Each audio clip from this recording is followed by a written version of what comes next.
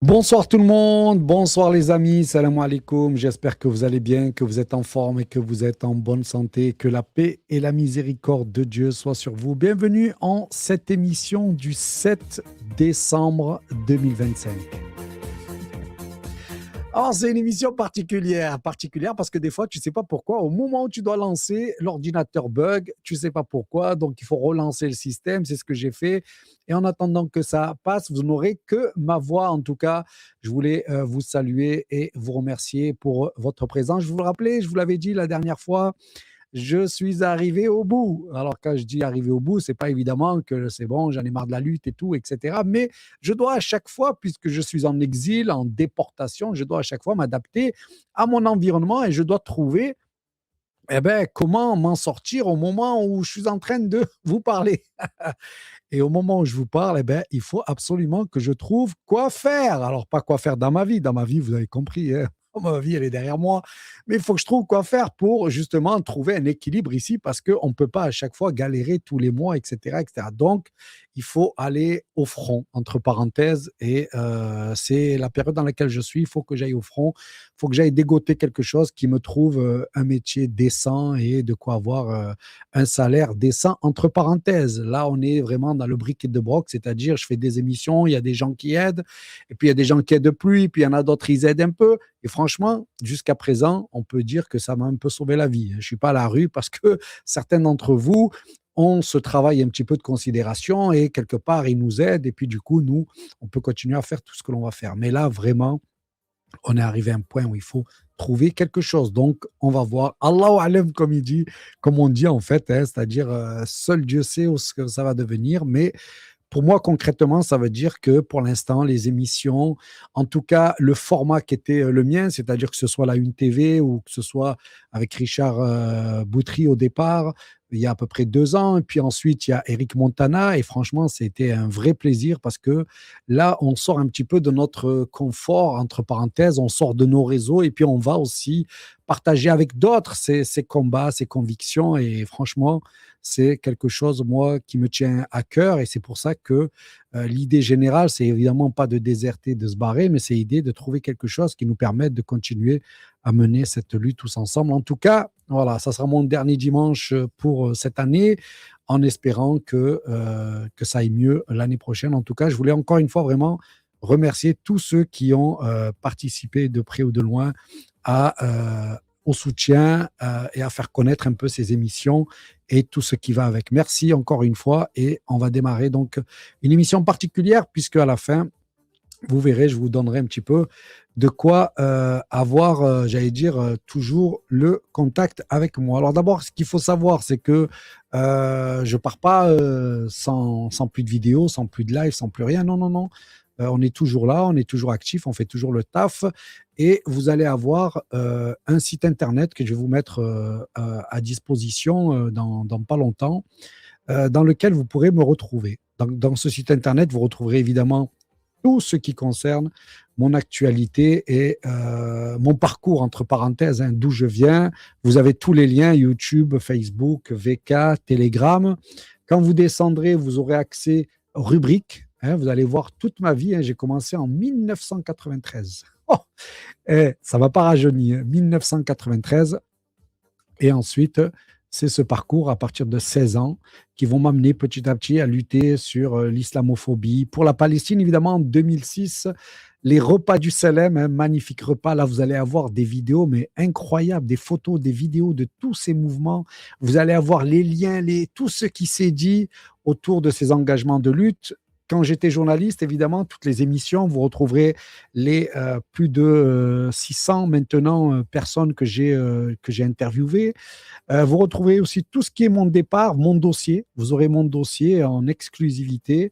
Et vous allez voir que dans le dossier, vous verrez, hein, je suis un grand danger, menace de passer à l'acte, je vais prendre les armes contre la République, en même temps je suis un frériste, un dangereux, en même temps je suis un homophobe, enfin bref, toute la panoplie m'a été collée dans le dossier, vous verrez évidemment, qui ne tient pas du tout la route avec ce que vous allez voir pendant tout ce temps-là. Et puis, vous aurez accès aussi, quand vous descendez à bas, à toutes les vidéos, voilà, toutes les vidéos, TV ADP ou alors la Une TV, tout ce que j'ai pu faire, que ce soit chez Eric, chez Richard, en sachant qu'évidemment, dans toutes ces rubriques, vous allez retrouver des tonnes de vidéos de mes émissions et de tout ce que j'ai pu dire depuis, je vais dire que je suis engagé depuis mes 16 ans. Autant dire que c'est un à nu. Voilà. Si demain je meurs, vous aurez tout de moi. Il n'y aura pas en cachette des trucs que vous allez découvrir. Abdel Zahiri, il avait 8 enfants, il avait des baraques. Non, vous découvrirez tout ça. Tout mon patrimoine, toute ma vie, en gros, elle tient sur des disques durs que je vais mettre à disposition évidemment de vous tous.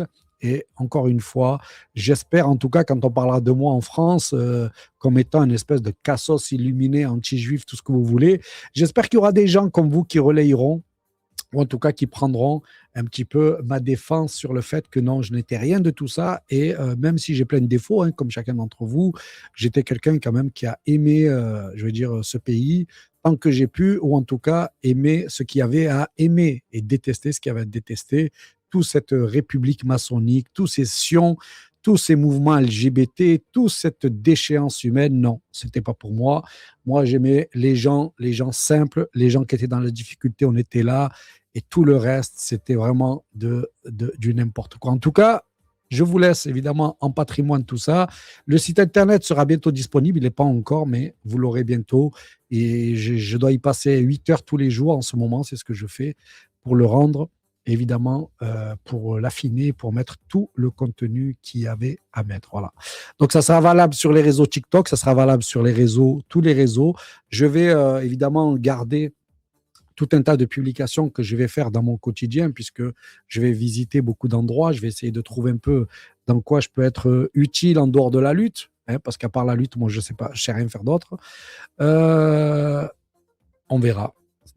C'est Dieu qui va voir, mais en tout cas, voilà. Merci à tous encore une fois et bravo pour tous les messages que vous m'avez envoyés. Alors, on va faire une petite actualité quand même. Je vous ai préparé quelque chose pour aujourd'hui. Et on va commencer, comme d'habitude, avec ceux qui pourraient être comme moi. En tout cas, j'ai trouvé une description qui me va assez bien et je vais la partager avec vous. Donc, vous me dites si vous êtes dans le même cas. Pourquoi certaines personnes ne sont pas impressionnées par les biens matériels ? En psychologie, ce comportement est souvent lié à ce qu'on appelle la confiance tranquille, une forme de sécurité intérieure qui ne dépend pas de ce qu'on possède, mais de ce qu'on est. Ces personnes ont compris très tôt que la valeur d'un être humain ne se mesure ni à une voiture, ni à une maison, ni à des vêtements de marque. Leur estime personnelle vient de leur stabilité, de leurs principes, de leur capacité à rester authentique. Leur cerveau ne recherche pas la validation extérieure, il cherche la cohérence intérieure. Et c'est pour ça qu'elles ne sont pas impressionnées par le matériel, mais elles sont profondément impressionnées par le respect. Le respect pour elles, c'est une vraie richesse. La façon dont tu parles aux autres, dont tu tiens ta parole, dont tu te comportes quand personne ne te regarde. Elles valorisent les gens qui savent rester dignes, honnêtes, stables, parce que le respect ne s'achète pas, il se gagne. Ces personnes ont compris que le matériel peut disparaître, mais le respect, lui, révèle ton vrai niveau. C'est pour ça qu'elles peuvent admirer un comportement humble, bien plus qu'une réussite ostentatoire. La confiance tranquille n'a pas besoin d'impressionner, elle reconnaît simplement ce qui a du sens. Pourquoi certaines personnes ne sont pas impressionnées par les biens matériels ?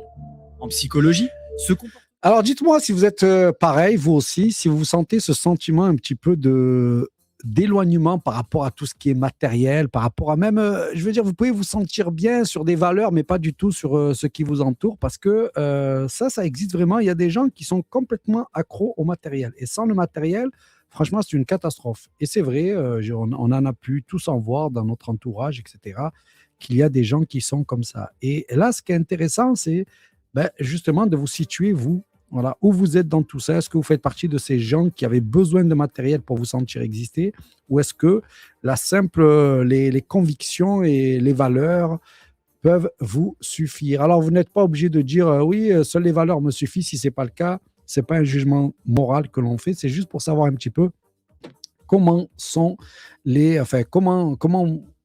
proportions que nous avons de gens qui nous regardent. Et je suis sûr que dans le milieu de la dissidence, de toute façon, il doit y avoir beaucoup de gens qui sont attachés aux valeurs, qui sont attachés à la justice. Et je sais très bien c'est pas là que je vais retrouver les matérialistes.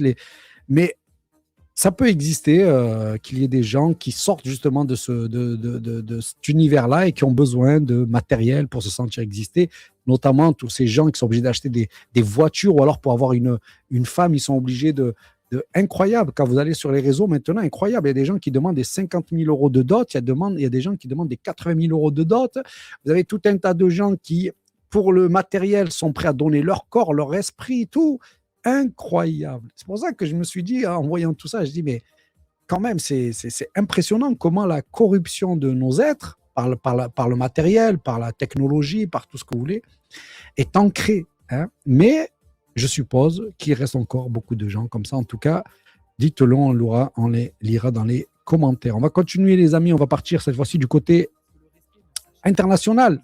Qui a complètement automatisé la drague et l'IA lui a rempli son agenda avec des dates. Il a construit une IA qui parle aux filles pour lui. Donc là, ce que vous voyez ici, c'est ce qu'on appelle un agent IA qui est connecté à une base de données, qui est connecté à son agenda, qui va être connecté à Tinder et à toutes les autres applications de rencontres. Son scénario, il se lance tous les jours à une heure précise et l'IA va aller analyser tous les profils des filles, leur mettre une note et si seulement la note est au-dessus de 7,5, il va leur envoyer un message automatiquement et derrière, c'est ChatGPT qui va les draguer. Et ensuite, le pire, c'est qu'il va carrément connecter tout ça dans un CRM qui est un outil pour le business à la base et comme ça, il peut suivre l'avancement de la relation avec chacune des filles. Alors évidemment, c'est complètement débile, mais si l'IA fonctionne même pour draguer des filles, imaginez ce que ça peut faire pour votre business. Ça peut répondre à vos clients, ça peut même vous en trouver, ça peut poster sur les réseaux sociaux. Tout ça sans que vous ayez rien à faire. C'est ce qu'on fait pour nos clients et on arrive à automatiser des choses qu'on n'aurait jamais imaginées. Il y a un mec aux États-Unis qui a complètement automatisé la drague et l'IA lui a rempli son agenda. Alors ça, c'est très intéressant. Hein. Il ne faut pas en rire, mais parce que c'est l'idée un peu de ces hommes augmentés. Mais l'homme augmenté, lorsqu'il n'a pas encore des puces dans le cerveau, etc., c'est cette idée de ces gens qui savent faire des choses que beaucoup ne savent pas faire, et notamment dans tout ce qui est l'automatisation. Vous avez des gens, ils ne se cassent même plus la tête. Ils arrivent avec des IA, des bots, en fait, avec l'informatique, ils arrivent, vous pouvez même aller jusqu'à la drague. C'est-à-dire cette IA elle va les correspondre avec des centaines, voire des milliers de femmes dont il va choisir les critères. Ensuite, il va organiser un agenda et il va les classer, il va les noter, il va faire un truc de malade. Ce qui fait que toi, tu arrives, tu as juste ton IA, elle t'a fait des dates. Tu as un planning entier. Et il est connecté sur tous les réseaux d'appliques de rencontres et tout. Et c'est juste pour vous dire que ça, il y en a qui le font déjà dans le travail, il y en a qui le font dans les crypto-monnaies, il y en a qui le font. En fait, c'est ce que faisait l'élite depuis longtemps. Hein. Dans la monnaie, par exemple, les bourses et tout, c'est des logiciels comme Aladdin, etc., qui gèrent tout. Ils font des milliards de transactions, ce n'est même pas des humains. Dans les usines, on a déjà des robots partout. Mais c'est-à-dire que maintenant, en fait, on commence à toucher un petit peu à ceux qui les a rendus, je veux dire, ceux qui leur a donné le pouvoir sur nous. Vous savez, le fait de comprendre comment fonctionne le numérique, tout ça, etc. Donc, une partie d'entre nous, on va rester des teubés. On va rester des teubés, pourquoi? Parce que déjà, volontairement, on ne veut pas, mais volontairement, on va se retrouver carrément en sous-classé par rapport à des tas de gens. Imagine, toi, tu arrives dans le travail, tu galères à faire une rédaction et tout, l'autre, il arrive, il te manipule 4-5 trucs, en 3 secondes, il t'a fait un truc complet, 1000 fois mieux que toi. Mais toi, tu l'as fait toi-même, mais lui, il l'a pas fait lui-même, et ils s'en foutent. À la fin, ils regarderont le rendu. Et puis, il pourra toujours dire, mais si, c'est moi qui l'a fait. Donc, on est vraiment dans le dévoilement. Voilà, on est vraiment dans toutes ces sociétés fake qui arrivent, qui se mettent en place, mais qui sont assumées. C'est-à-dire, il n'y a pas de... sont assumés. Au point même, par exemple, où vous avez, alors je n'ai pas voulu vous le mettre parce que je me dis, on ne va pas passer encore 3 heures là-dessus, des mecs amoureux d'une IA. Ou des femmes qui sont amoureux d'une IA. En fait, l'IA les comprend mieux que les hommes ou que les femmes. Donc, tu vois, l'autre, il est fou amoureux de son IA. Alors, en plus, il te dit, OK, je n'aurai pas le contact physique et tout pour l'instant, parce qu'une fois qu'ils auront mis les robots, on pourra toujours mettre une conscience IA, enfin, une conscience IA entre parenthèses, dans un robot, et puis tu l'auras matérialisé, quoi. Mais c'est impressionnant comment la technologie va trop vite et on n'a même pas le temps de mourir que déjà on aura vu des trucs de malade. Donc ça existe. C'est la différence à ce que je vous disais. Ceux comme moi qui resteront des ringards parce qu'ils ne voudront pas volontairement se corrompre à ce point, et puis tout le reste qui pourrait exister dans ce monde. Parce qu'une fois que tu as donné tes fesses, une fois que tu as donné ton corps, une fois que tu as donné ton esprit, ça, c'est classique, ça. Ça, vous allez... ils ont déjà inventé le truc. Pour les hommes, par exemple, ce qui était le plus choquant, c'est quand ils ont créé l'univers du porno, 90% ce sont des hommes qui les consomment, mais 90% sont des femmes qui les pratiquent. C'est-à-dire que dans le milieu du porno, c'est des femmes. Mais qui regardent, c'est les hommes. Ouais, ils ont déjà déréglé, rendu... Et là, là, c'est bon. Je veux dire, ton corps, il s'en fout maintenant. Même ton esprit. Enfin, je veux dire, avec les IA, ils n'en ont plus rien à foutre de toi, en gros. Donc, la question, elle se pose encore. Qu'est-ce qu'ils vont faire de nous? Qu'est-ce qu'on va devenir? C'est une vraie question, j'allais dire, presque existentielle. Parce que pour moi, c'est... pour moi, tu sais, tu vas vieillir comment? Alors, nous, ça va. Par la grâce de Dieu, on va mourir. Je veux dire, on va pas aller aussi loin que ça dans leur folie. J'allais dire, c'est qui est une bonne chose, hein, entre parenthèses. Hein. Mais ces générations de jeunes qui vont arriver, mais c'est incroyable. Incroyable. Et je ne vous parle même pas des Chinois où leurs proches sont morts. Ils ont créé des algorithmes avec leur figure. Et l'autre, il croit qu'il parle à sa mère ou qu'il parle à sa femme ou qu'il parle à son enfant alors qu'il est mort. Tu imagines le niveau que ça te maintient, le niveau de... Tu sais, c'est 8e dimension, là. On n'est même plus dans la 5e, là. Ça, malheureusement, c'est une réalité. J'espère que vous faites partie de ces gens qui sont dématérialisés parce que vraiment, le matériel est une corruption. Vous avez un autre sujet aussi qui m'avait intéressé au niveau national, c'est au Royaume-Uni, les policiers pourraient être obligés de déclarer leur appartenance à la franc-maçonnerie. Alors ça, c'est exceptionnel. Ça, c'est exceptionnel. Moi, je plaide pour ça. Je plaide pour que tous les magistrats et les policiers soient obligés de donner leur appartenance à la franc-maçonnerie. Parce que pour moi, la corruption est telle que, après tout, chiche. Vous voulez qu'on joue la transparence? Alors jouons la transparence. Et vous allez voir qu'ils vont loin, puisqu'ils vont sortir des lois en France où maintenant, même si ton père ou ta mère, elle te donne 10 euros, tu es obligé de le noter. Elle te donne une bague, tu es obligé de le dire. C'est pour vous dire que ceux qui parlent d'une guerre avant 2030, ils se trompent. Le nouvel ordre mondial, il a été déjà codifié. 2020-2030, c'est la numérisation de tout le vivant. Combien de vaches, combien de poules, combien de serpents, combien d'êtres humains, combien de femmes, combien d'hommes, combien de lesbiennes, combien de musulmans, combien de chrétiens, combien de trans. C'est ça. Les 4 ans que l'on va vivre, c'est les 4 ans de sursaut technologique qui diront tout ce que nous sommes. À la fin, ils auront des datas sur exactement la cartographie complète de la France. Combien il y a d'arbres. Ils ne feront pas autre chose. Jusqu'en 2030, ils l'ont réglé, tapissé. Tout le reste que l'on voit, évidemment, c'est pour nous empêcher d'aller voir le contrôle qu'ils sont en train de prendre. Parce que si on est là à parler de la Russie, parler des musulmans, parler de ci, parler de ça, eux, ils continuent à faire leur taf. D'ailleurs, vous les avez vus? Après la vaccination, ils ont tous disparu. Bill Gates et une partie des gens, ils ont disparu. Et ils vont réapparaître, évidemment, quand on sera dans une deuxième opération encore contre l'humanité, où ils viendront nous expliquer que ce qu'ils font, c'est pour le bien de l'humanité. Et là, pour l'instant, hop, ils nous laissent, allez, hop. Bill Gates, il a plus de 100 millions de kilomètres. C'est le premier propriétaire de terres agricoles aux États-Unis. Qu'est-ce qu'un Bill Gates va faire acheter toutes ces terres agricoles? Mais l'agricole, c'est quoi? C'est ce qui fait nourrir les gens. Et si vous mettez en plus tout ça, tout leur bunker, leur machin, évidemment que toute personne qui est décente sait qu'il va se passer quelque chose. Mais ça n'aura rien à voir avec ce qu'on nous raconte. Là, on est en train de vivre un autre cycle, comme un petit peu, vous savez, les dinosaures, là. Le mythe des dinosaures, ils ont existé, une météorite est arrivée, tout est parti. On va vivre pareil.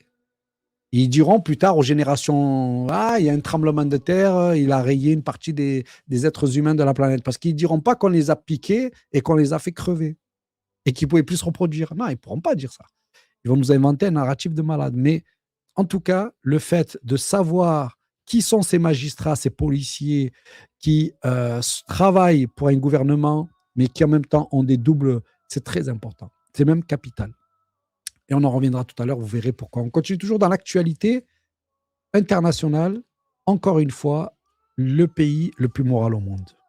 Virale ces derniers jours, l'affirme, des enfants palestiniens ont été placés dans des cages par l'armée israélienne. Oui, absolument. C'est des publications sur X, anciennement Twitter, qui ont relayé cette affirmation, des publications virales à l'image de celle-ci. Vous allez le voir, cette publication, elle comporte une vidéo sur la gauche que je vais vous montrer dans quelques instants, et donc cette photo, vous le voyez, avec des enfants visiblement en prison. Vous le voyez juste ici, forte viralité, plus de 190 000 vues pour cette publication, et donc cette affirmation, que des centaines d'enfants palestiniens sont donc placés dans des cages par l'armée israélienne, avec donc ce hashtag, vous le voyez juste ici, Free Palestine. Ça a été également relayé à la fois sur le côté juste cette vidéo, là encore une fois c'est beaucoup plus explicite, fin de l'occupation israélienne, Israël est un état terroriste, vous le voyez juste ici avec donc ces logos Free Palestine qu'on aperçoit donc sur la vidéo, et ça a été également relayé avec des propos plus ou moins injurieux. Donc là, cette fois-ci, contrairement à eux, quand tu disais on mettait des bébés dans le four, ben non, eux, on a quand même les vidéos de enfants qui sont amenés, mis dans des cages. Et là, même les fact-checkers ne peuvent rien dire. Alors que même eux, ils vont donner raison. Vous avez vu la photo, la vidéo, elle montre donc des scènes d'arrestation, effectivement, de soldats israéliens, d'enfants, ou en tout cas de mineurs qui semblent extrêmement jeunes. La séquence se poursuit ainsi, et jusqu'à une cinquantaine de secondes de cette vidéo qui en compte un peu plus, compte un peu plus d'une minute, et vous apercevez donc cette séquence où l'on voit effectivement des enfants qui semblent être placés, effectivement, en tout cas, peut-être pas en prison, en tout cas derrière des... Peut-être pas, bah ouais, on va parler jusqu'au bout quand même, mais ça c'est intéressant de voir que, vous avez vu, quand on disait que le monde est aux mains des sionistes, bon ben c'est bon, c'est réglé. Je veux dire, il n'y a plus personne qui doute encore de ça. Celui qui doute de ça, c'est que vraiment, soit c'est un gros débile, soit c'est un déni, mais on ne peut pas faire pire, je veux dire. Ils ont tout fait à Gaza, ils ont tout fait en Palestine. Le droit international, c'est du pipeau. Les politiques sont des pipeaux. Les Trump et compagnie, tout ça, c'est des bouffons. Parce que dans la réalité, il n'y a personne qui peut les arrêter. Ailleurs, comme en France d'ailleurs. Des allures de lune de miel. Pour sa première visite en Inde depuis le début de la guerre en Ukraine, Vladimir Poutine n'aurait sans doute jamais rêvé plus bel accueil. Cérémonie traditionnelle, portrait affiché dans toute la ville, tapis rouge. Le maître du Kremlin arrive en majesté. Monsieur le Premier ministre, cher ami, avant tout, un très grand merci pour l'invitation. Les deux hommes multiplient les signatures de contrats. Défense, pétrole, économie, des engagements entre l'Inde et la Russie jusqu'en 2030, comme un pied de nez aux pressions occidentales de ces derniers mois. Nous avons l'intention d'aller de l'avant dans tous ces domaines. Cela souligne une fois de plus la nature et la confiance de notre relation. Pour son hôte, pas question d'aborder les sujets qui fâchent, comme la guerre en Ukraine, ou alors juste du bout des lèvres. Au vu des efforts déployés ces derniers jours, je suis convaincu que le monde retrouvera le chemin de la paix. Vladimir Poutine, lui, ne se gêne pas pour tourner en dérision les négociations américaines dans un entretien à la télévision indienne. Qu'est-ce qu'il s'est passé? Je doute que cela vous intéresse, car cela a duré 5 heures. Franchement, même moi j'en ai eu assez. 5 heures, c'est beaucoup trop long. Alors que le maître du Kremlin jubile en Inde, en Chine, Emmanuel Macron, lui, a du mal à convaincre. Voilà 3 jours que le président français demande à Pékin de faire pression sur Moscou pour parvenir à un accord de paix. Mais Xi Jinping refuse toujours de condamner l'invasion. La Chine continuera à jouer un rôle constructif pour une solution à la crise ukrainienne. En même temps, elle s'oppose fermement à toute tentative irresponsable visant à rejeter la faute ou à diffamer quiconque. Face à ce qui ressemble à une fin de non-recevoir, le président français se tourne vers son allié, les États-Unis. Nous avons besoin des États-Unis d'Amérique pour avoir la paix. Les États-Unis d'Amérique ont besoin de nous pour que cette paix soit robuste et durable. Et donc, il n'y a pas de schéma dans lequel la paix durable en Ukraine se fait sans un travail conjoint. Un appel lancé car la délégation américaine ne s'est finalement pas arrêtée à Bruxelles après les négociations à Moscou, tenant l'Union européenne. Ah, c'est Macron, voilà, c'est incroyable. Vous savez pourquoi Macron, je vous ai toujours dit à l'époque, hein, là j'en profite pour le redire, Quand il y avait en 2017 Marine Le Pen et Macron, purée, mais qu'est-ce que j'étais bon déjà à cette époque. Maintenant, je suis devenu nul, mais à l'époque, j'étais bon. Hein. Vous imaginez, un Arabe comme moi, il arrive devant tout le monde et il dit « Moi, je vote Marine ». Imaginez, en 2017, là, on est en 2026, donc il y a 9 ans de ça. Imaginez déjà, alors que Macron n'avait pas encore pris le pouvoir. Je disais « Mettez Marine ». Marine Le Pen, aucun réseau, pas de député, aucune expérience dans rien, une bouffonne qui blablate. Et à côté, de l'autre côté, t'as qui? Tu as un tireur d'élite. Lui, il a carrément Rothschild. Tu sais que déjà, t'as Rothschild, t'as besoin de personne. Hein. Mais non seulement il avait Rothschild, mais il avait en plus tout le patronat et tous ces gens-là avec eux. Et un clando comme moi, déjà à l'époque, première fois, il disait « Mettez Marine, vous allez le regretter ». Les gens, ils m'ont dit « Oh, il a pété les plombs, il travaille pour l'extrême droite ». À la fin, Macron, qu'est-ce qu'il a fait? Il n'a pas simplement détruit l'image de la France, mais il a carrément détruit tout ce qui faisait un peu de force vive. Il a détruit tout ce qui restait du peu d'espoir qu'il y avait dans l'espoir d'un infime espoir. Parce que maintenant, il ne reste plus que des Bardella et il ne reste plus que des clandos maintenant. Mais au moment où lui, il y avait encore tout un tas de... Il y avait encore l'idée que la droite, la gauche, ok, de toute façon, ce n'est pas eux qui dirigent, on le sait, mais l'idée de dire quand même que là, maintenant, c'est mort. Ah, maintenant, ben voilà. Et là, maintenant, les gens me font le rire, ils veulent mettre Marine Le Pen ou son groupe là. Maintenant, c'est mort. Elle a fait l'alliance avec tout le mouvement sioniste, tout le mouvement franc-maçon, tout le mouvement LGBTQ+, WZ. Il va faire quoi maintenant? Je veux dire, quel est l'intérêt de mettre Marine Le Pen? Il n'y en a aucun. Et surtout, qui a la capacité à l'intérieur de t'amener un petit bout? Ok, c'est quoi ton truc? C'est juste de dire contre les Noirs et les Arabes et l'islam? Tu crois que l'islam, la France, ça va se réindustrialiser en disant je suis contre les Arabes, en mettant des OQTF dans des avions? Ça va te redresser la France, ça? Mais c'est pas vrai du tout, ça. Donc là, on y est. Voilà. Deux mandats de Macron, la France est morte. Et il faudra passer par la guerre civile, la déchéance totale, tout le bordel et son train, pour voir effectivement ressurgir une France en 15, 20 ans, 30 ans, peut-être, qui voudra encore envie de retrouver son histoire. Mais là, voilà. On a Macron. Et pour vous dire, il est tellement débile, Macron, que regardez, il va en Chine. Vous savez à un moment donné ce qu'il va faire? Il va se mettre à partir en courant, il va échapper à tout le monde pour aller faire quoi? Un bain de foule. Le mec, tellement il est détesté depuis des années. Regardez, il est content.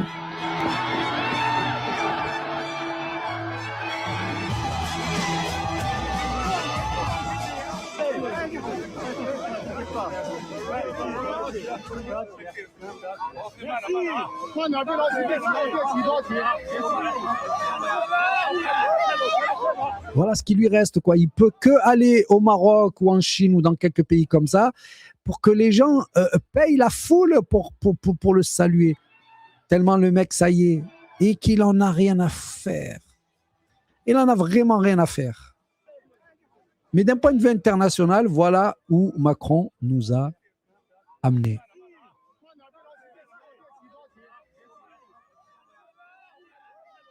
Donc, il ne faut pas me dire à moi maintenant, Abdel, ouais, tu avais appelé à voter Marine Le Pen, quelle honte. Non, la honte, c'est tous ceux qui ont voté pour Macron.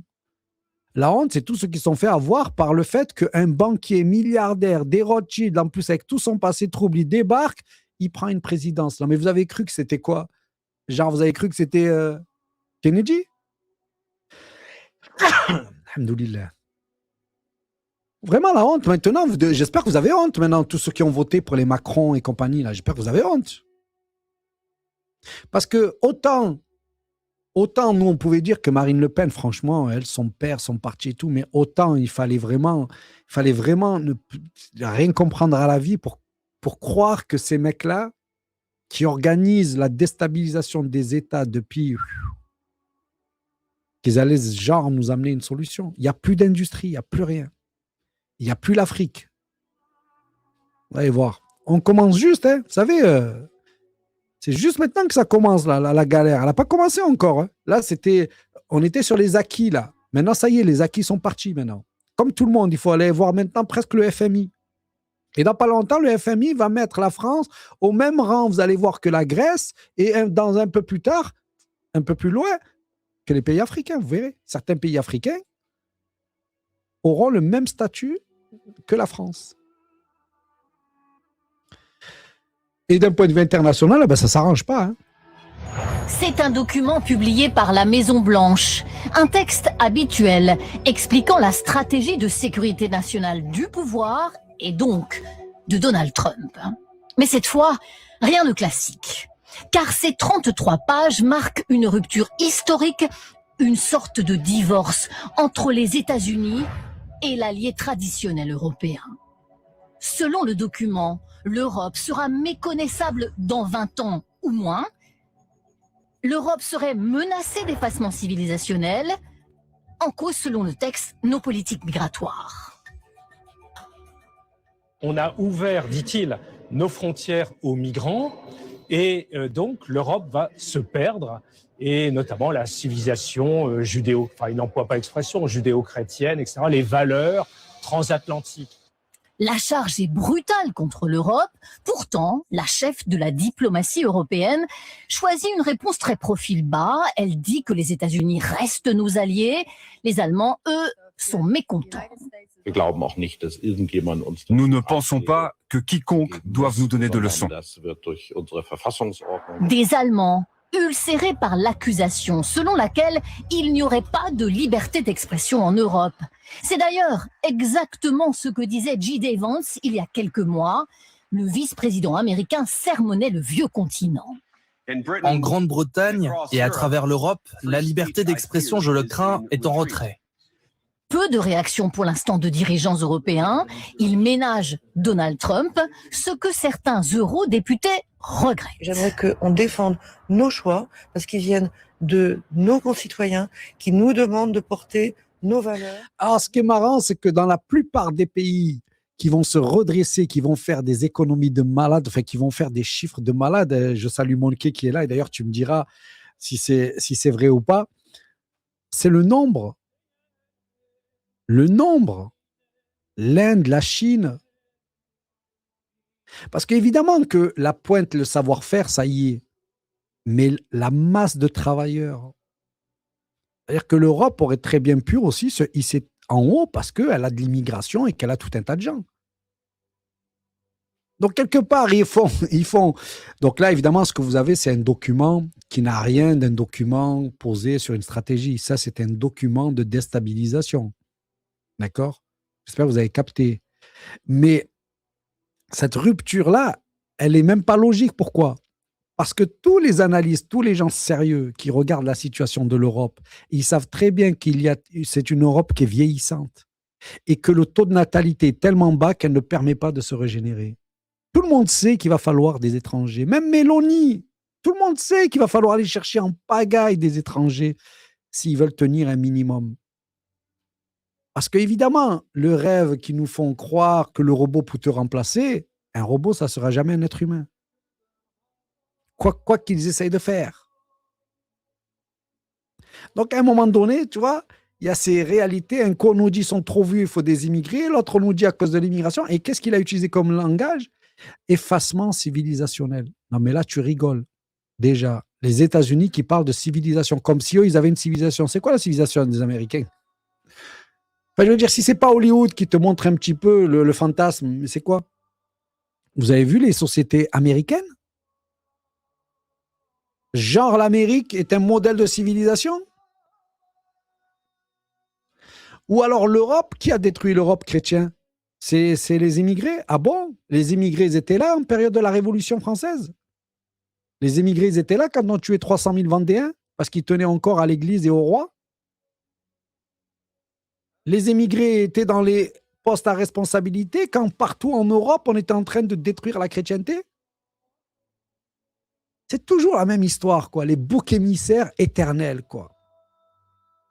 On va tout remettre sur les immigrés comme étant ceux qui vont amener finalement le chaos en Europe.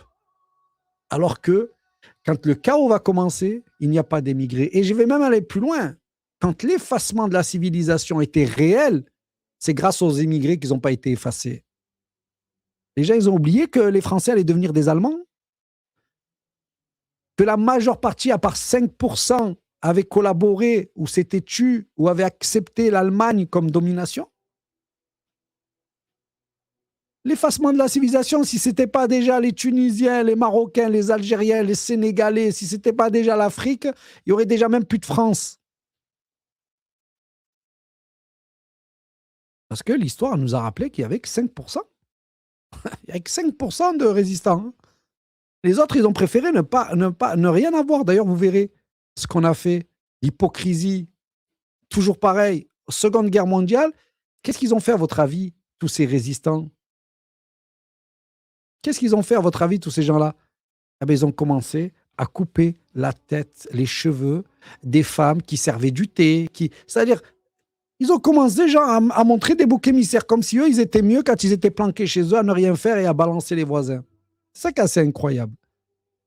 En tout cas, au niveau international, c'est toujours la même chose, c'est-à-dire la déchéance totale. La police de l'immigration a été poussée par des habitants hors d'un quartier de New York. Et les mêmes Américains qui vont donner des leçons à tout le monde. Une descente de l'ICE, la police de l'immigration, dans Canal Street, a déclenché lundi. Eh bien, ce qui fait plaisir, c'est que vous avez la puissance de l'État, de Trump, de ses déclarations, il crée un truc. Eh bien, les habitants, quand les habitants, ils sont ensemble et qu'ils œuvrent, Par 2 influenceurs pro-Trump mettant en avant des immigrants africains vendant des marchandises le long de cette artère très fréquentée. L'une de ces influenceuses, Savannah Hernandez, a demandé dans un message publié le 19 octobre sur X à ce que l'ICE se rende dans le quartier pour arrêter les vendeurs. Le 21 octobre, 9 immigrants africains soupçonnés d'être en situation irrégulière ont été placés en détention à la suite de cette opération axée sur des activités criminelles liées à la vente de contrefaçons, selon un communiqué du ministère de la Sécurité intérieure. De nouvelles manifestations se sont tenues le soir à New York, mardi et mercredi. Le conseil municipal et des responsables religieux tiendront aujourd'hui une conférence de presse pour demander au président Donald Trump de ne pas déployer l'armée ou des agents fédéraux à New York, comme il l'a déjà fait dans d'autres grandes villes démocrates, à Portland. c'est le bordel, il y a la guerre civile qui arrive chez eux. Qu'est-ce qu'ils vont donner des leçons à qui Les opérations de l'ICE qui, selon eux, ont recours au profilage racial et arrêtent de nombreux immigrants sans casier judiciaire. Donc, ce qu'on est en train de voir là, c'est quoi? Parce que nous, on se dit toujours l'Amérique, c'est les Chinois, etc. Et de l'intérieur, ils sont en train de se désintégrer. De l'intérieur. Et c'est ce qu'ils vont faire en France. Parce qu'en France, on n'est pas loin.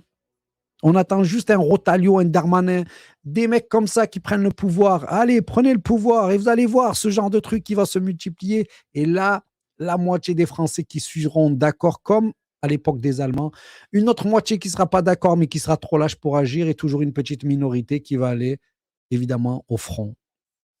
Exactement, toujours la même histoire. Mais ça arrive en France et ça arrive évidemment dans nos quartiers dans pas longtemps. Ce qu'on va viser dans ces cas-là, c'est une personne qui ne peut pas encore venir, qui n'a pas encore l'intention de venir tout de suite s'installer en Israël, mais qui veut quand même faire l'alia à son argent.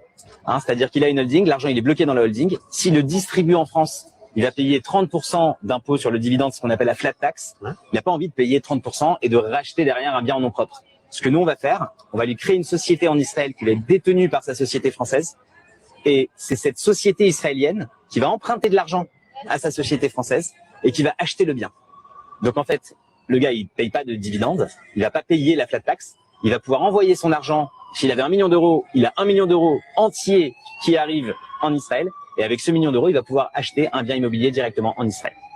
En fait, ce qu'on va viser. Alors là, vous avez un mec qui t'explique comment il fraude assez facilement. Mais ce n'est pas de la fraude puisque c'est légal. Tu crées une holding là-bas et puis tu vas emprunter à ta holding d'ici, tu vas emprunter la somme que tu as besoin là-bas. Et puis tu achètes avec là-bas et puis voilà. Donc tu ne payes pas les 30%. Et ça, le nombre d'Israéliens qui le font, c'est incroyable. Israël est lié de près ou de loin, si on compte toutes les arnaques, si on met tout ce qu'il y a, à plusieurs dizaines de milliards d'escroqueries. Si tu rajoutes les CAF, les gens qui vivent là-bas et qui touchent la CAF d'ici des 2000 €, c'est incroyable. Ce pays, il aura tout fait à la France. Donc moi, effectivement, j'ai un rêve. J'ai presque une doha. qu'est-ce que j'aimerais que les étrangers, allez, ne parle même pas de tous les immigrés d'Afrique, là, les Noirs et les Arabes, qu'est-ce que j'aimerais qu'ils vous mettent tous dehors. Qu'est-ce que j'aimerais qu'ils vous mettent tous dehors, qu'ils vous donnent des sous et que vous allez tous partir ailleurs. Parce qu'au fond, c'est ce qu'on peut leur demander. Vous voulez qu'on parte, il n'y a pas de problème. En comptant les retraites, les machins et tout, bah allez-y. Donnez-nous bien, on se barre. Juste pour qu'ils s'aperçoivent à quel point on les a arnaqués avec l'histoire de l'immigration. Tous ces gens-là qui sont dans la rue avec les drapeaux bleu, blanc, rouge, mais qui comprennent rien à la vie, tous ces teubés qui reprennent à chaque fois la propagande, alors que tu vois très bien qu'ils comprennent rien, mais tu peux rien faire. Tu as presque envie de dire, Yarbi, vas-y, qu'on parte tous. Vraiment, c'est un truc, allez, mais qui vous paye. C'est pas genre on vous met dehors, là. Qui vous paye? Qui vous donne? Qui vous donne de quoi aller faire votre vie pour tout ce que vous avez amené?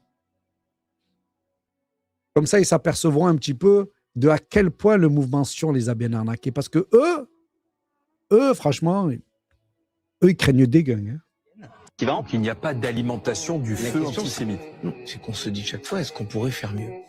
Mais il faut quand même voir les faits. Non, attendez, Ayoub Kassia, vous êtes quelqu'un qui répondait toujours précisément. Je réponds précisément. Voilà, non mais Benjamin Netanyahou dit qu'on alimente le feu de l'antisémitisme. Est-ce que vous êtes d'accord avec cette accusation? Non. Personne ne peut être d'accord avec un type d'accusation qui nous concerne tous. Parce qu'au fond, quand moi je discute en permanence avec le président du consistoire, avec le ministre... Et là, vous êtes en train de voir ce que je vous disais, ce mouvement sioniste qui, là, ben oui, à moitié, personne ne suit Netanyahou. Netanyahou dit que Macron, il alimente le fait antisémite, mais la plupart, le CRIF, eux, ils disent non, c'est l'autre qui délire. Pourquoi? Parce que c'est pas c'est pas le mouvement pro-palestinien qui leur a fait prendre réveil, c'est juste qu'entre eux, ils ont très bien compris que stratégiquement, ils ne pouvaient pas soutenir un Netanyahou sans avoir une fin, j'allais dire, qui va être des plus douloureuses.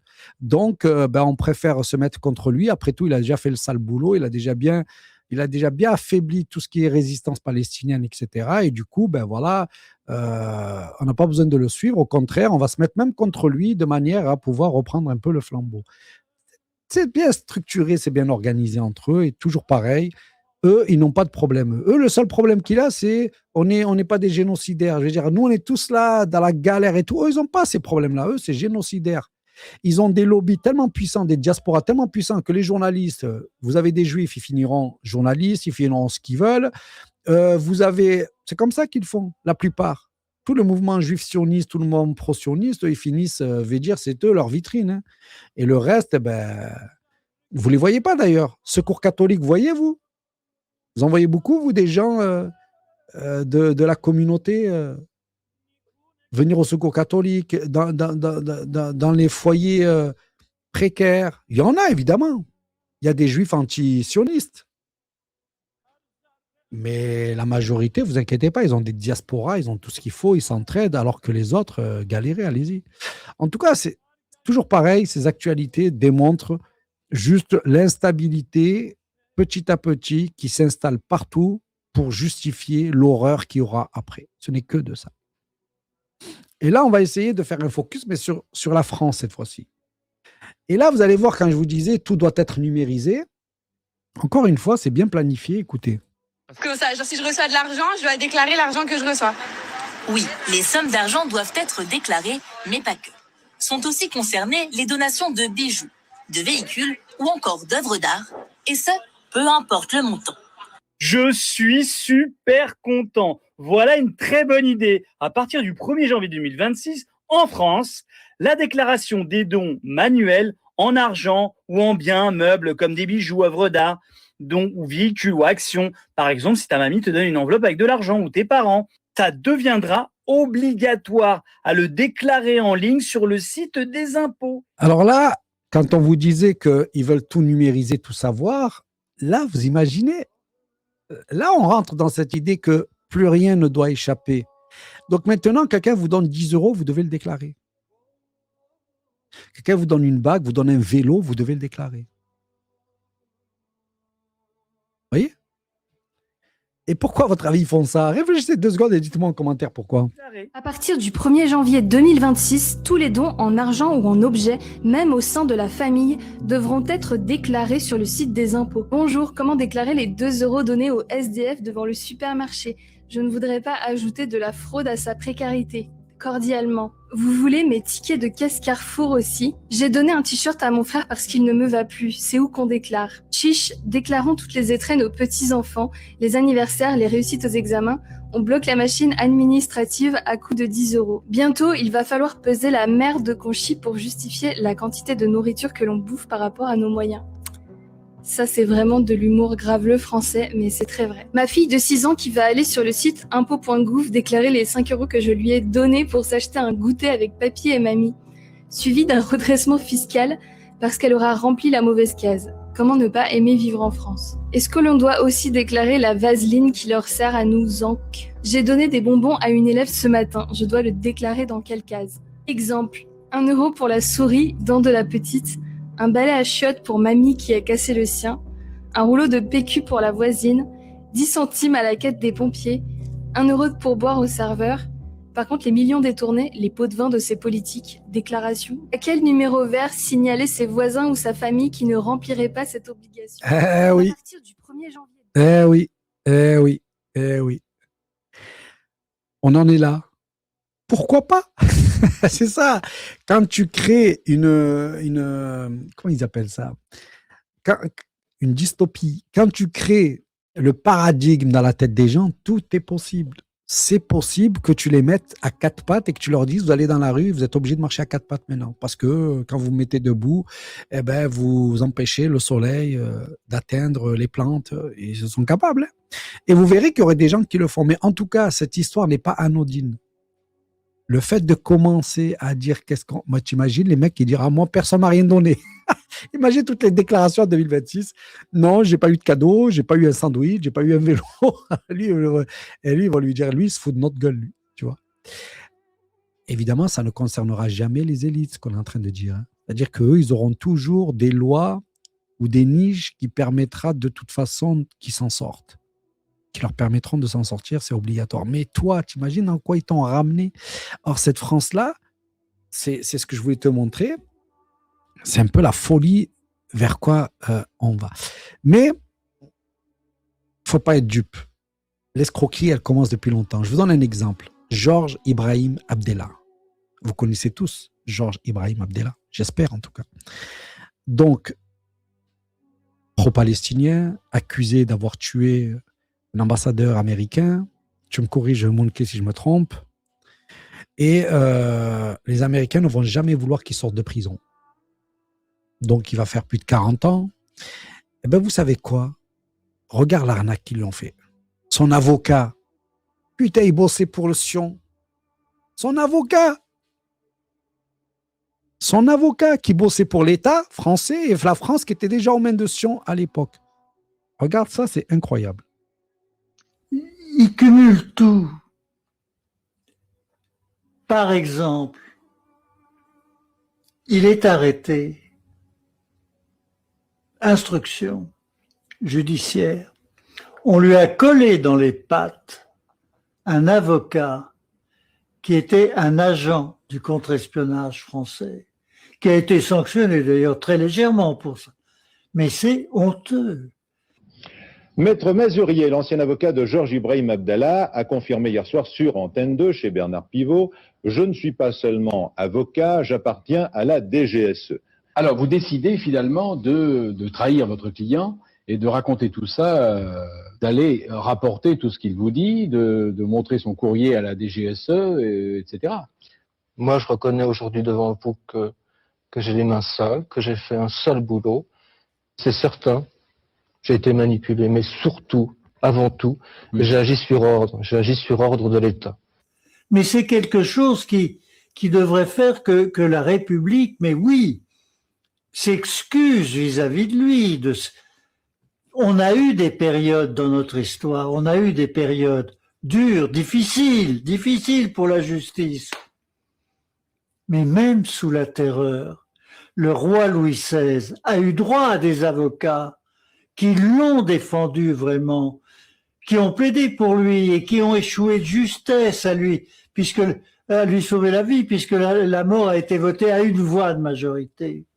Bon. Ma vie professionnelle, je l'ai piétinée pour cette cause. Et il est vrai que le fait d'avoir trahi Abdallah, peu importe, lui ou un autre, fait que moralement, je ne me sens plus capable d'exercer cette profession. Oui. Ça constitue, on aurait pu invoquer, je pense, la nullité des procédures où cet avocat était présent. Il a été radié par l'ordre des avocats puisqu'il a trahi son client. Racontez l'histoire, parce que pour le spectateur, pour raconter c'est quoi cette histoire. L'histoire, elle est assez simple. Jean-Paul Mazurier est un avocat qui ne faisait pas particulièrement d'affaires politiques, qui a été pris par un militant français pour s'occuper de son divorce lorsqu'il était détenu. À la suite, il a été missionné donc par ce militant français et par Georges Ibrahim Abdallah qui était en lien avec ce militant. Vous imaginez, service de l'État français qui travaille pour des organisations extérieures et Georges Ibrahim Abdallah, comme par hasard, se voit un avocat qui lui-même va se retrouver. Or, tous ces gens-là, c'est ça que je vous disais, ce qui est terrible dans les trucs populaires, c'est que c'est tous des collabos, mais ils vont réussir, pour dire qu'ils sont bien, ils vont réussir à pointer du doigt les autres. Et notamment pendant la Seconde Guerre mondiale, quand c'était fini, regardez un petit peu ce qu'ils ont fait à tous ceux qui travaillaient ou tous ceux qui étaient en contact avec les Allemands. C'était en France, juste après la Seconde Guerre mondiale. Des femmes étaient traînées dans les rues, la tête rasée, leurs vêtements arrachés. Certaines avaient même des croix gammées dessinées sur le front, au rouge à lèvres. La foule leur crachait dessus, leur jetait des pierres et riait.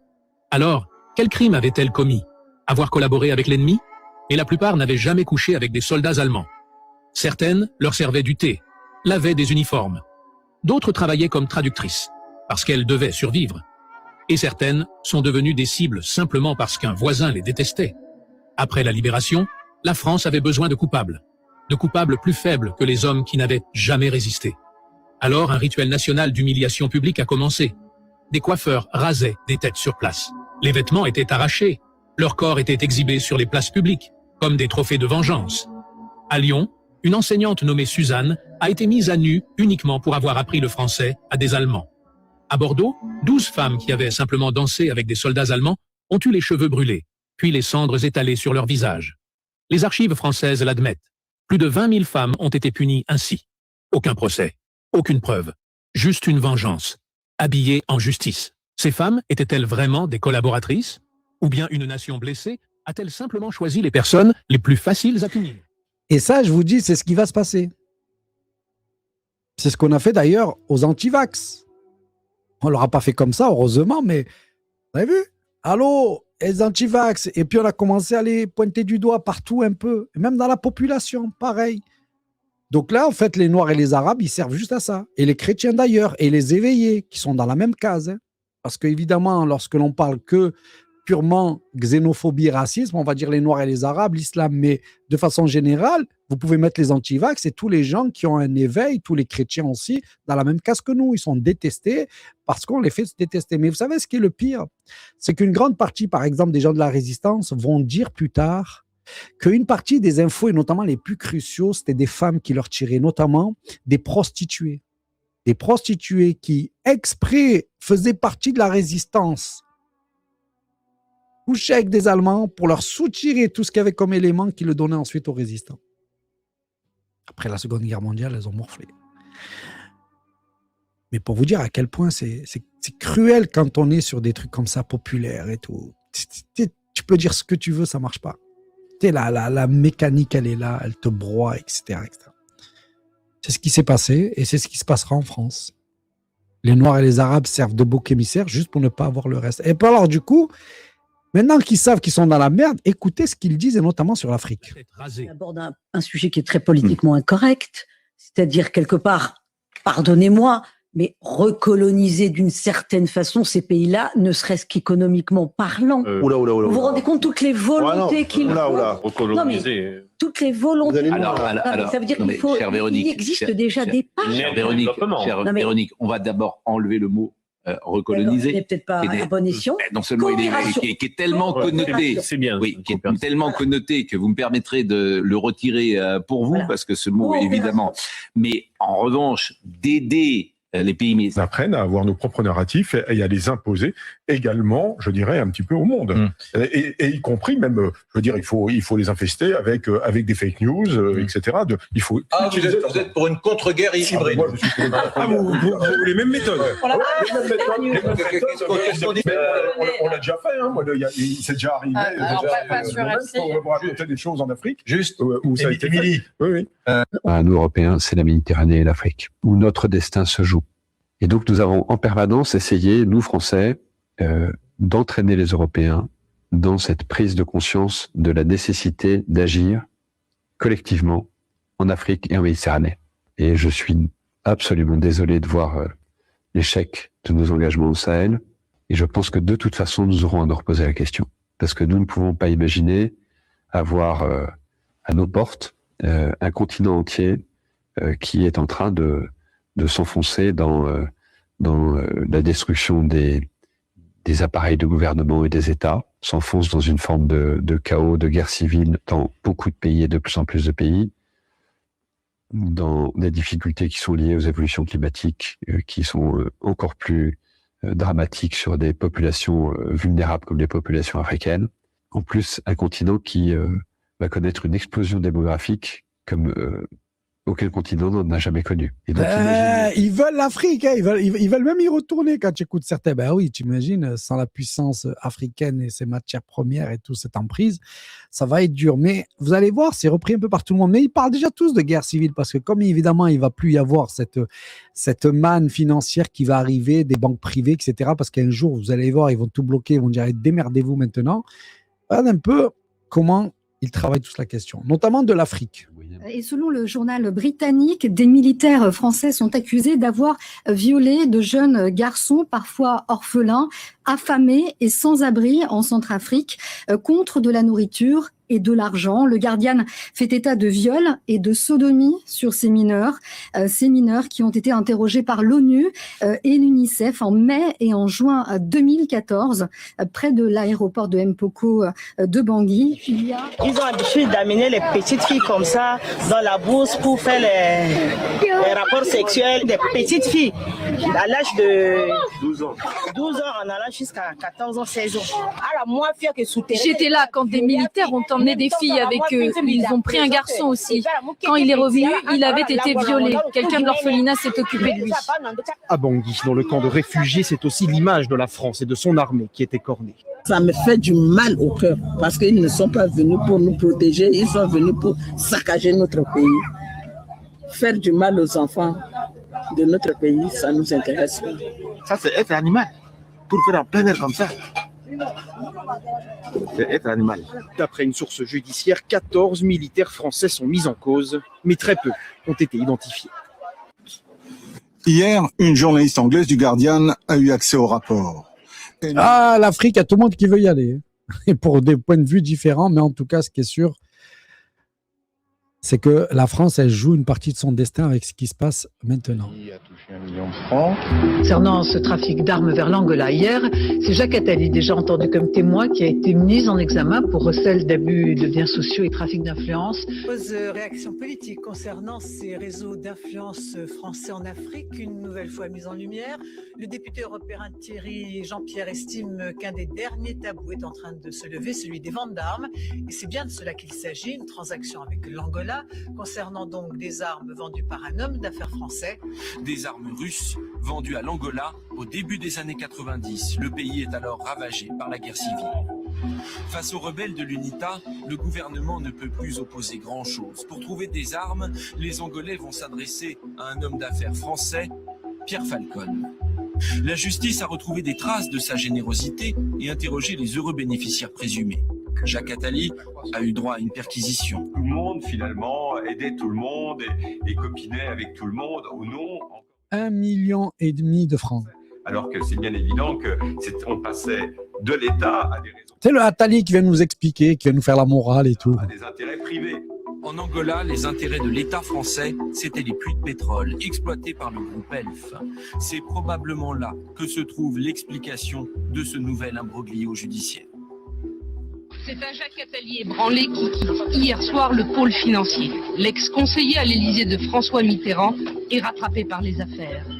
Il a été mis en examen pour recel d'abus de biens sociaux et trafic d'influence. Alors on en parle parce qu'Attali justement est inquiété.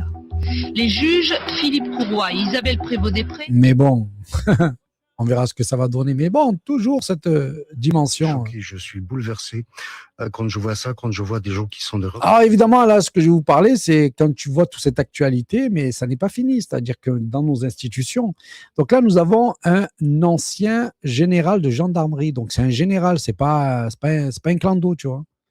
Écoute ce qu'il va dire de sa police.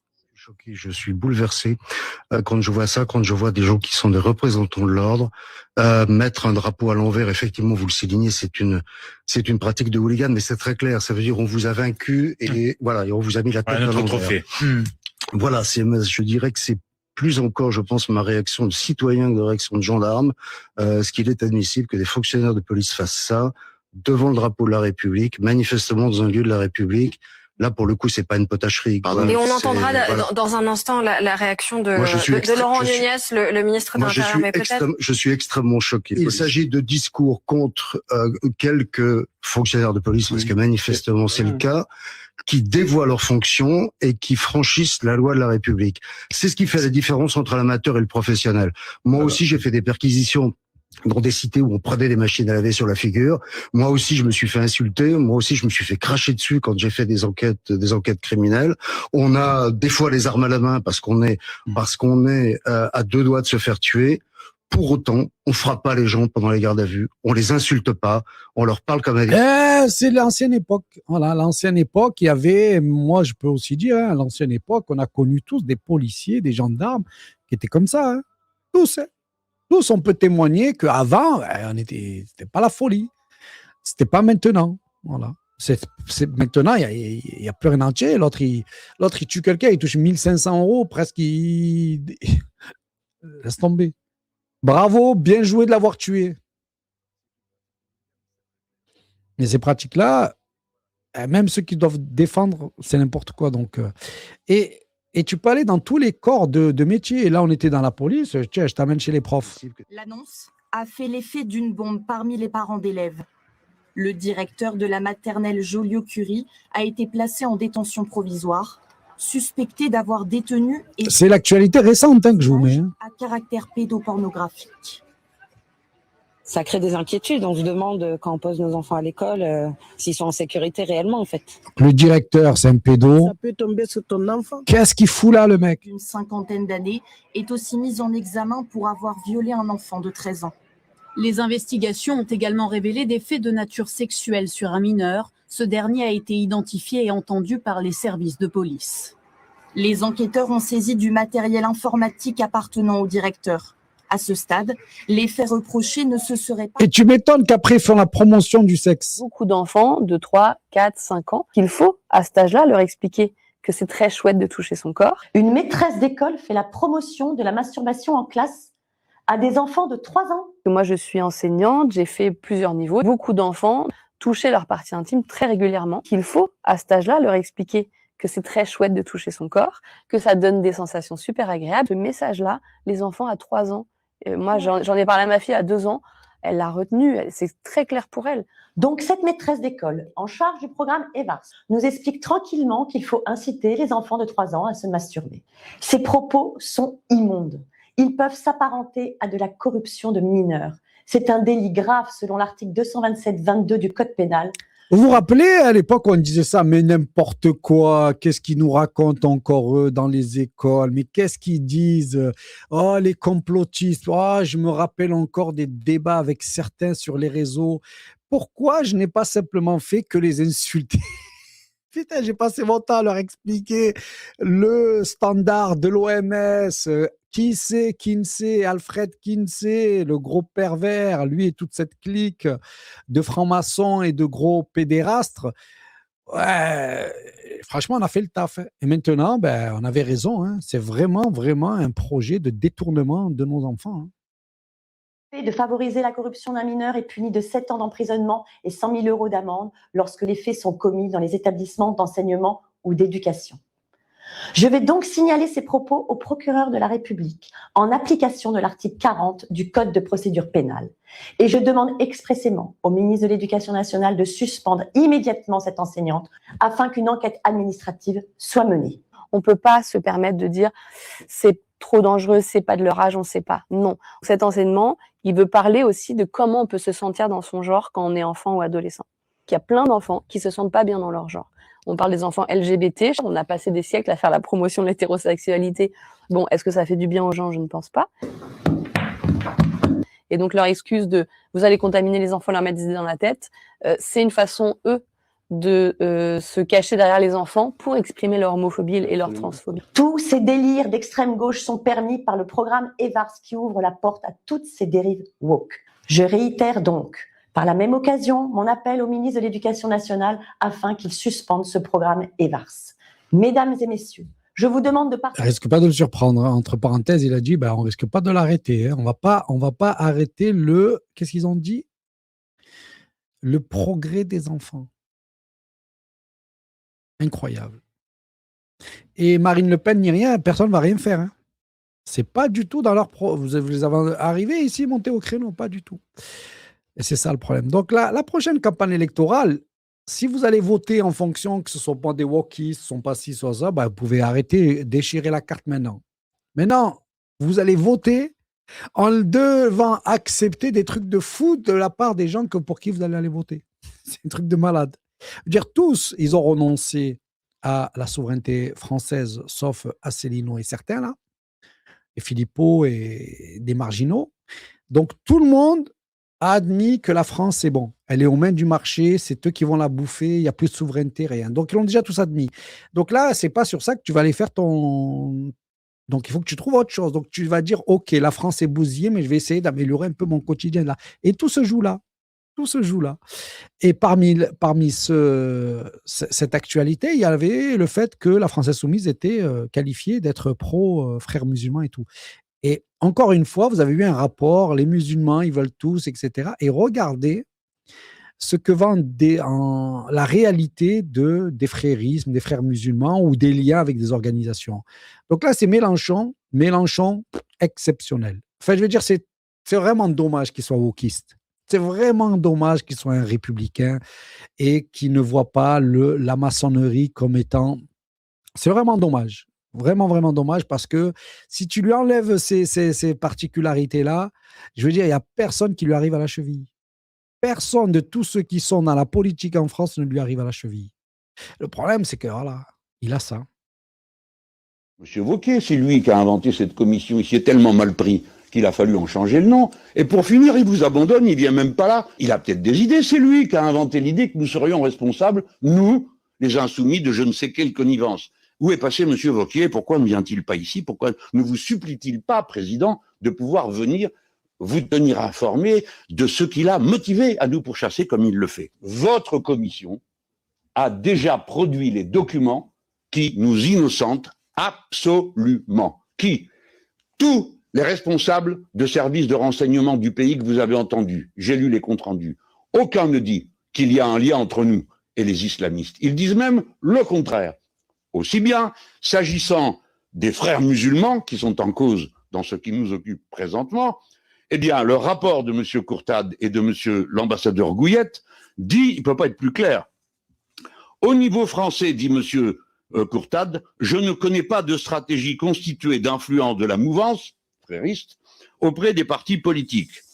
À l'heure actuelle, certains militants islamistes politiques qui n'agissent pas nécessairement sur ordre mènent au niveau local des stratégies d'influence, parfois d'obtention d'avantages, voire d'emprise. Mais, dit M. Courtade, je répète que nous n'avons pas observé ni documenté ou étudié une stratégie d'influence au niveau national sur les partis politiques. Alors, à plus forte raison, sur nous. Ceci vient de votre compte-rendu, pas de nos investigations. Nous avons avant tout besoin de science et de compréhension de ce que nous affrontons. Quand nous affrontons des terroristes, notre intérêt est de les séparer du reste de la population et de ne leur valoir aucune sympathie. Et il faut comprendre que dans leur stratégie, il est prévu que nous nous emportions au point que nous confondions tout. La religion dont ils se réclament, à tort si l'on en croit les savants musulmans, la religion dont ils se réclament, les actes qu'ils posent, etc. C'est ça qu'ils espèrent, qu'on s'entretue entre nous, qu'on commence à se disputer entre Français, parce que celui-ci n'est pas de la bonne religion ou celui-là. C'est aussi vieux que la guerre de religion. Entre catholiques et protestants, chacun imputait à l'autre une connivence avec l'étranger, qui existait d'ailleurs. La Ligue de Condé est liée aux Espagnols. Et de même, le parti protestant est lié aux nouvelles principautés protestantes des innombrables Allemagnes qu'il y avait à l'époque, comme c'était un délice. C'est cousu de fil blanc, ça a toujours été comme ça. Et les violences de l'un servent à justifier les violences de l'autre, tout le temps. Les terroristes ne font que ça. Espérer que, en dénonçant leur activité, on en vient. Donc là, vous avez des rapports quand même officiels qui disent non, il n'y a pas de mouvement entrisme, frériste, ce que tu veux. Pourquoi est-ce que je vous dis ça? Parce que juste avant, ils nous ont mis dans un truc l'IFOP.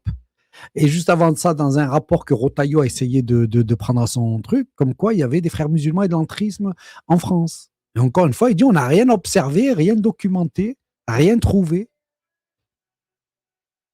Et tu vois, dans leur commission, ils disaient rien, et dans leurs médias, ils disent ouais, les frères musulmans, ils sont en train de faire de l'entrisme, etc., etc. Et notamment, eux, Wauquiez. Eh ben, Wauquiez, il n'est pas venu. Il savait qu'il allait se faire mettre à l'amende. Ne confondons pas. Et dès lors, une fois qu'on a dit ça, c'est simple. L'islam est une religion, l'islamisme est un fondamentalisme qui, en gros, a deux branches. L'une qui est quiétiste, qui dit de toute façon, nous, on ne s'occupe pas de tout ça, on ne s'occupe que d'une chose, veiller au respect de la loi de Dieu que nous pratiquons dans notre intimité, dans notre maison, dans nos manières de faire.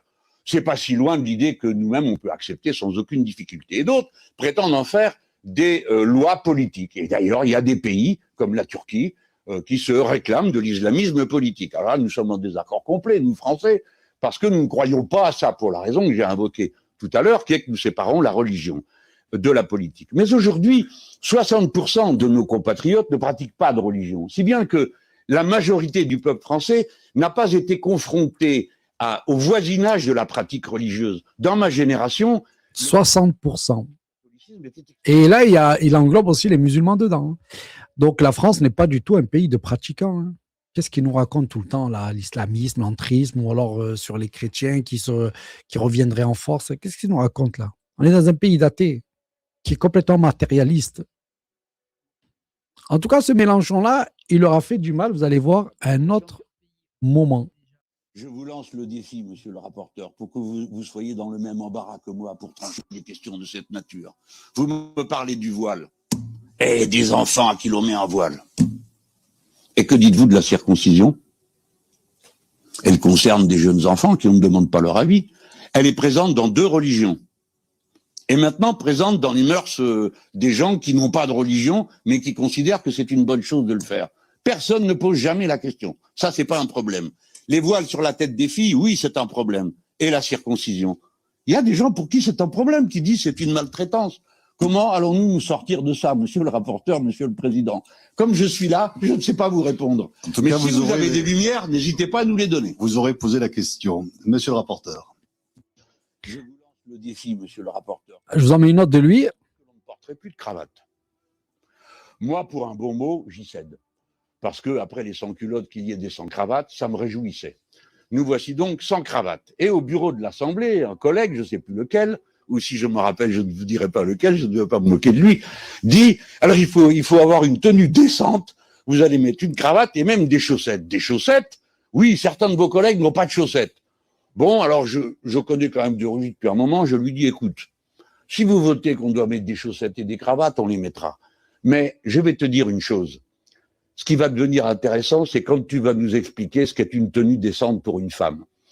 Et de Rugy, qui est quand même quelqu'un d'intelligence, s'énerve et dit « Mais qu'est-ce que c'est que cette histoire? Allez, il y en a marre !» Et donc, on n'a plus parlé ni de chaussettes, ni de cravates dans ce... Ah là, même problème. Tiens, ça tombe sur les femmes. Alors, j'ai pensé, en effet, comme ça se disait autour de moi, que c'était un signe de soumission. Et je regardais un peu narquois les photos de ma propre famille, ma grand-mère avec un foulard sur la tête, ma mère avec un foulard sur la tête, ma sœur avec un foulard sur la tête, parce que autrefois, tout le monde mettait un foulard sur la tête, et sinon on disait d'une femme qu'elle allait, comme vous, mesdames, en cheveux. Et ça ne se faisait pas. Il fallait avoir un foulard sur la tête. Donc tout le monde portait un foulard. Voici que maintenant, les musulmans en portent, les musulmanes, et vous dites comme un signal. Bon, je ne vais pas contester que certaines personnes portent un foulard comme un signal religieux de leur appartenance à la religion musulmane. Il y a des Français qui portent des croix très visibles, y compris des collègues à qui il a fallu les faire retirer, etc. Bon, on connaît tout ça. Donc, je ne vais pas vous dire non, ce n'est pas vrai. Oui, c'est vrai, il y a des gens qui mettent ça sur la tête comme un signal religieux. Bien. À nous de faire preuve à ce moment-là de discernement. C'est l'État qui est laïque en France, c'est pas la rue. Et les adultes s'habillent comme ils l'entendent, sauf si leur tenue venait à choquer quoi? Par leur nudité. C'est pas le cas. Sinon, pour le reste, le seul habit qui soit interdit, c'est la burqa. Eh bien, depuis que ça a été interdit, vous n'en voyez quasiment plus. Et c'est comme ça. Ça prouve qu'en général, les gens respectent la loi. Hein. Même ceux qui sont un... Donc ça, c'était le débat qu'il y avait en commission, parce que la LFI était traitée plus ou moins de faire partie de sectes, etc. Donc vous avez vu, encore une fois, l'autre fois, il était devant le grand patronat, il allait devant eux, il les a, mais alors, éclatés. C'est ce qui est ressorti en fait du débat. Vous allez voir d'ailleurs quelques expressions. Annoncer leur intention de boycotter la... Alors, ça, je vous le montrerai après, c'est Paul Amar, c'est pas lui que je voulais vous montrer. Ari Halimi, comment vous voyez en tant que membre de la Ligue des droits de l'homme justement ce terme effectivement civilisationnel? Bon, ça fait référence à une théorie, celle de Huntington, une théorie géopolitique, une théorie anthropologique, une théorie qu'on peut appeler raciste, qui vient d'être reprise d'ailleurs sur ce plateau. Et je suis un petit peu étonné que sur un plateau de télé, on puisse promouvoir ce type de suprémacisme, ce type de stratégie ou d'idéologie qui consiste à considérer qu'il y aurait des civilisations qui se confronteraient, qu'il y aurait un grand remplacement comme les musulmans en France. Il y a des gens qui sont condamnés en France et qui sont poursuivis, comme Éric Zemmour, dernièrement, il n'y a pas très longtemps, sur les mineurs isolés.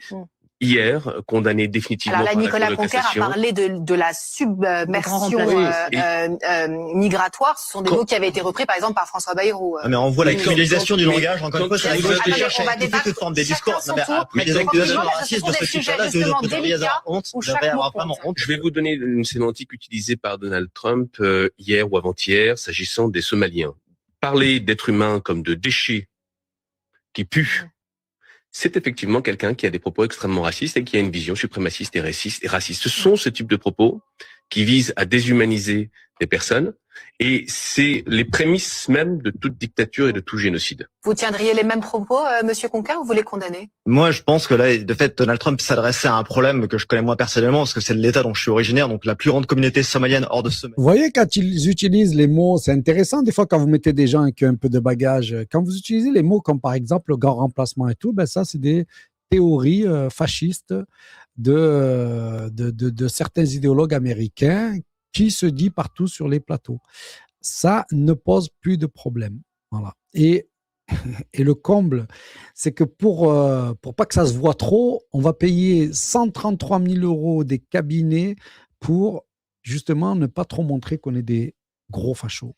133 300 €. Pas pour acheter un appart, pas pour changer de voiture. Non. Juste pour apprendre à mieux parler, mieux sourire, mieux apparaître devant une caméra. Selon le Canard enchaîné, c'est la somme qui aurait été investie pour le média training de Jordan Bardella entre 2019 et 2021. Officiellement, ces séances devaient aider à mieux expliquer l'actualité européenne. Mais d'après les documents consultés, l'usage réel aurait été un peu différent. Sur plus de 8h30 de préparation enregistrée, l'Union européenne n'occupe que 13 minutes. 13 minutes, c'est à peine le temps de faire bouillir de l'eau pour des pâtes. Et puis il y a ce détail qui circule depuis longtemps. Le coach, Pascal Humeau, aurait décrit Bardella comme une coquille vide, une expression qui résonne d'une façon particulière quand on sait que c'est lui qui était chargé de construire son image. Imaginez votre coach sportif qui vous appelle chaussette molle. Tout cela ressort aujourd'hui alors que Bardella est présenté comme l'un des grands favoris de la présidentielle 2027, annoncé partout dans les sondages comme potentiellement au second tour. L'image d'un candidat déjà prêt, déjà rodé, déjà calibré pour les grands plateaux.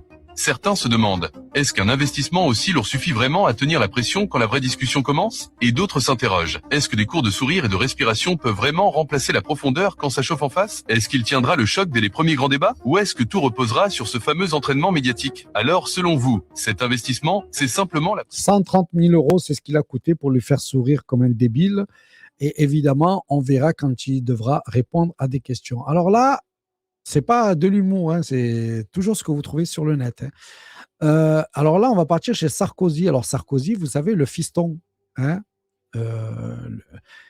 alors lui aussi, il a des ambitions politiques. Alors lui, il arrive, il a révolutionné. Donc, je vais vous en montrer qu'une partie, je ne vous montrerai pas l'autre. Il veut légaliser toutes les drogues, cocaïne, hein, et il va enlever toutes les signalisations, feux rouges, blanches. Lui, il a vraiment craqué. Le coach plaide pour une immense simplification de nos routes, supprimer les feux rouges, les lignes blanches, les panneaux de signalisation, en bref, rendre le citoyen responsable de sa propre conduite au lieu qu'il la délègue intégralement au code de la route. Non mais attendez, ça va être la jungle, Louis Sarkozy. Vous soutenez vraiment la suppression de toute signalisation? Du moins, Apolline, sa grosse et sa simple simplification. Ce concept s'appelle les naked roads, les routes nues, inventées par l'ingénieur néerlandais Hans Monderman. L'idée est très simple. Regardez l'enquête que vous avez citée. 95% des usagers de la route ont peur du comportement des autres. Les routes nues utilisent précisément cette peur. Quand il n'y a ni trottoir, ni feu rouge, ni ligne blanche, tout le monde fait davantage attention. À chaque fois qu'il ouvre la bouche, c'est pour dire de la merde. Cette fois, il s'attaque à la signalisation routière. Plus de lignes blanches, plus de feux rouges, rien, nada, tout ça, pour fluidifier le trafic et faciliter la vie des usagers. Sérieux, on va juste récolter des carambolages en série et une explosion des accidents. Pendant ce temps, les Français galèrent à remplir le frigo, les prix flambent et monsieur nous parle de peinture au sol et de... il est revenu carrément à la télé redire ça. Hein. L'idée de réduire la signalisation, c'est de dire aux automobilistes, aux cyclistes et aux piétons... Et je vous assure qu'il a fait la même chose, exactement la même chose. D'ailleurs, je vais voir, vous le retrouvez. Pour les drogues, il a dit c'est bon, il faut arrêter. Alors évidemment, c'est que des consommateurs de drogue, donc quelque part, ça l'arrange de dire ça. Mais c'est voilà, il l'a dit. C'est rouge, donc il ne va pas avancer. Mais ce qu'on constate, avec le nombre de morts énorme qu'on a sur les routes françaises chaque année, c'est que les gens n'écoutent pas la signalisation, ils délèguent leur sécurité, et ils ne sont pas au centre de leur propre responsable. Vous êtes vous-même responsable de votre sécurité, mais je note que vous n'ajoutez pas et de celle des autres. Ah, mais aussi celle des autres. Mais ça, c'est toute la magie de l'individualisme, c'est qu'en maximisant votre propre sécurité, vous maximisez la sécurité des autres. Parce que qu'est-ce qu'on observe?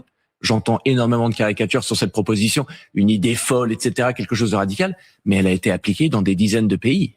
Et à chaque fois, les résultats sont stupéfiants. Quand on simplifie le code de la route, on constate une réduction à chaque fois d'à peu près la moitié des accidents. Et ce qui devient insupportable pour les bureaucrates parisiens qui réglementent et répriment et interdisent et à longueur de journée, et je pense notamment à l'exemple du périphérique, c'est quand vous enlevez la limite de vitesse. Premier réflexe, mais les gens, ça va être le Far West, ils vont faire n'importe quoi.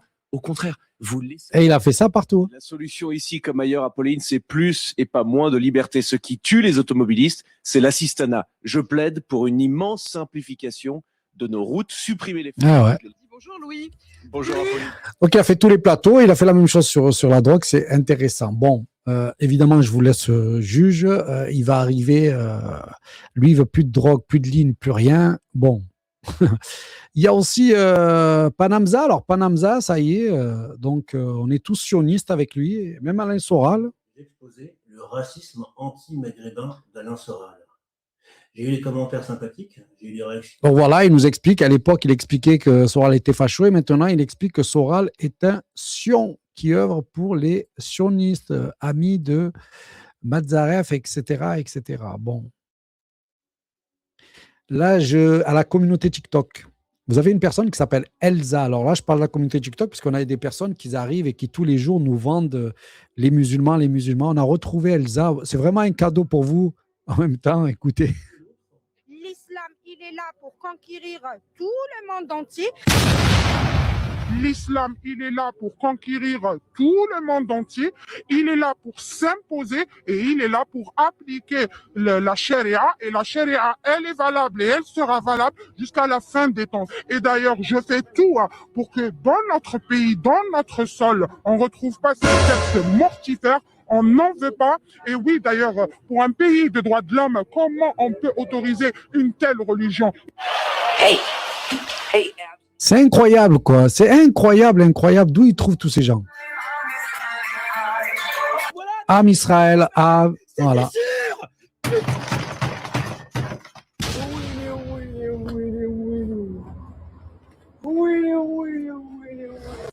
l'islam, il est là pour conquérir tout le monde entier. Donc, elle, son histoire, elle a fait 30 ans en Algérie, elle n'a pas été persécutée ni rien, elle est arrivée en France, mais elle était née en France, je crois, puis ensuite elle est partie là-bas, elle est restée 30 ans là-bas, pas persécutée ni rien, elle arrive ici, et sur les réseaux, tous les jours, la haine des musulmans, c'est elle. Jusqu'à la fin des temps. Et d'ailleurs, je fais tout pour que... Mais le problème, c'est qu'on n'a jamais leur visage. On a toujours une voix qui parle. Mais du coup, ça fait du bien de mettre un visage et tu te dis, ah ouais, elle a été vraiment persécutée. Mais en tout cas, à la fin, elle finit avec Am Israël, Am. Hey, I've seen this one. Voilà, mais c'était sûr en fait. Voilà, donc c'est tous ces mouvements financés, tous ces mouvements d'apostats financés, etc. Bon, qu'est-ce que tu veux que je te dise de plus si ce n'est classique? 10 ans après son lancement, le logiciel est toujours inutilisable par les services de police. Développé depuis 2016 pour faciliter la rédaction des procès-verbaux, l'outil baptisé XPN est aujourd'hui étrié dans un rapport de la Cour des comptes, consulté par le journal Le Monde. Outre les pannes fréquentes, le logiciel ne permet toujours pas d'enregistrer le moindre fichier au format PDF si sa taille excède une résolution de 5 mégaoctets. Dès lors, pas d'autre choix que de dégrader la qualité des images pour les intégrer à un fichier et les rendre ainsi inexploitables par les magistrats. Dans un document de plus de 500 pages, la juridiction financière pointe également son coût pharaonique, 257,4 millions d'euros.